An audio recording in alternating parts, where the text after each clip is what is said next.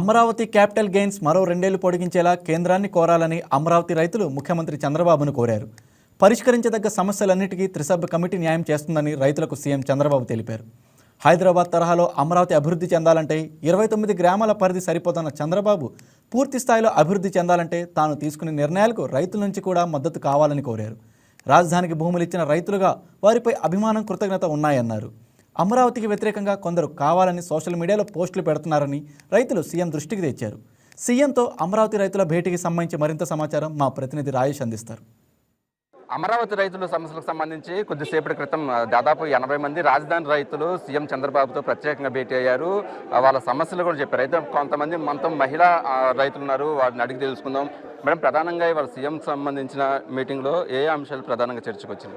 రైతులకి కొన్ని సమస్యలు ఉన్నాయండి. అది కొంతమంది ల్యాండ్ పూలింగ్కి ఇక్కడ పొలం ఇవ్వలేదు, దాని మూలంగా ఇంకా కొన్ని సమస్యలు రిలేటెడ్గా వచ్చాయి. వాటి వల్ల కొంతమంది రైతులకి ఇన్కన్వీనియన్స్ ఉంది. దాన్ని నెమ్మదిగా పరిష్కారం చేస్తున్నారు. అంటే ఇదంతా కూడా మొదటి నుంచి కట్టడానికి ఉన్న ఇంట్రెస్ట్ ఇప్పుడు గత 5 ఏళ్లుగా పాడుపడిపోయిందండి అమరావతి అనేది. దాన్ని లెవెల్ చేసుకుంటూ ఒక పక్క నిర్మాణం చేసుకుంటూ రైతుల సమస్యలు పరిష్కారం చేయడానికి కొంత డిలే అవుతున్నమాట వాస్తవం.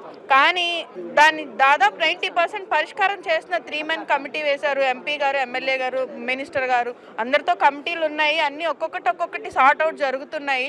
కానీ ఇంతలోనే అసంతృప్తి చెందటము ఇట్లాంటివి అన్నీ కావాలని కొంతమంది క్రియేట్ చేస్తున్నవే. దాన్ని కూడా అది కూడా లేకుండా చేయడానికని ఈరోజు తొందరగా సార్ట్అవుట్ చేయండి. 3 మంత్స్కి ఒకసారి నేను రైతులకు అందుబాటులో ఉంటాను, మంత్లీ వన్స్ రైతులతో 3 మెన్ కమిటీ అందుబాటులో ఉంటుంది అని ఈరోజు మాకు చంద్రబాబు నాయుడు గారు చెప్పడం జరిగింది. సెకండ్ ల్యాండ్ పూలింగ్ కి కూడా మేము సెకండ్ ఫేజ్ ల్యాండ్ పూలింగ్ కూడా ఎప్పుడో చెప్పేసాం సమ్మతమే అని. చంద్రబాబు నాయుడు గారి ఆలోచనని క్వశ్చన్ చేయడం అనేది మూర్ఖపు ఆలోచన అనేది మా ఉద్దేశం అండి. ఎందుకంటే ఆయన విజన్ ఏంటో అనేది అందరికీ తెలుస్తుంది. పక్కన పొరుగు రాష్ట్రం తెలంగాణని డెవలప్ చేయడానికి కారణం చంద్రబాబు నాయుడు గారు. అలాంటిది ఆయన మానసపుత్రిక అమరావతిని ఎలా డెవలప్ చేయాలి అనేది ఆయనకు తెలియదా? అందుకనే అమరావతి అనే దాన్ని ఎలా డెవలప్ చేయాలనేది ఆయనకు విజన్ ఉంది. ఆ విజన్ ప్రకారం మేము ఫాలో అయితే అమరావతి రైతులకి భవిష్యత్ తరాలకు కూడా మేలు జరుగుతుంది. అలా కాదు అని ఎవరైనా అపోజ్ చేస్తే నష్టం భవిష్యత్ తరాలకి మనకి కూడా ఉంటుంది. అందుకే మేము చాలా తెలివిగా ఆలోచించుకున్నాం.